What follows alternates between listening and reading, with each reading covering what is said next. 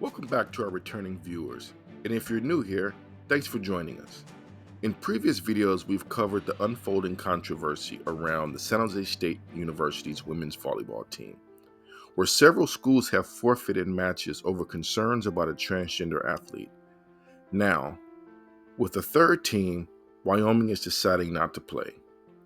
The situation is escalating. For those catching up, we'll revisit the events that led to this moment and dive into the latest developments, including SJSU's official response and implications for the NCAA tournament.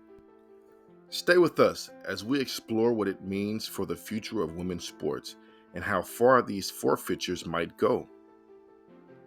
The University of Wyoming recently became the third school to forfeit its match against SJSU, citing concerns over competing against a transgender athlete.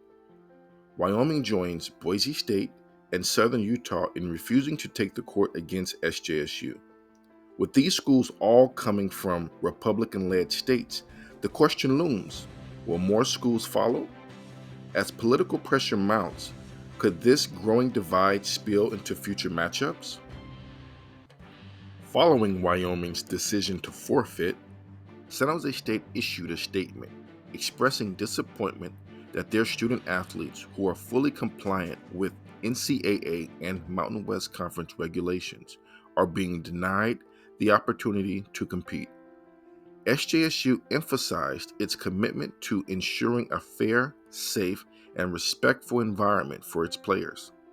However, both the NCAA and Mountain West Conference have yet to take an official stance, leaving teams and fans in the dark about what might happen next. The stakes get even higher if SJSU wins the Mountain West Conference and advances to the NCAA Tournament. Teams invest significant resources into reaching the tournament. Financial backing, years of recruitment, and preparation all come into play. Would schools be willing to forfeit when the NCAA's biggest stage is at stake? Forfeiting at the level could have financial and reputational consequences, calling into question the integrity of the competition. Could these forfeits go beyond the regular season? How would the NCAA handle it? While SJSU has already played several California schools, including California Baptist, Santa Clara, St. Mary's, and University of San Francisco, these institutions have religious affiliations that could lead to internal pressures. As the national debate surrounding transgender athletes intensifies, will these schools face challenges that force them to reconsider future matchups? Their beliefs might put them in a difficult position, caught between competition and upholding their religious principles. The broader debate here touches on fairness, the future of women's sports, and the political landscape that influences these decisions.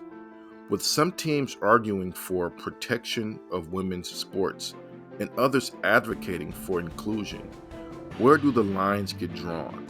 And if more schools begin to forfeit, how far will this controversy reach?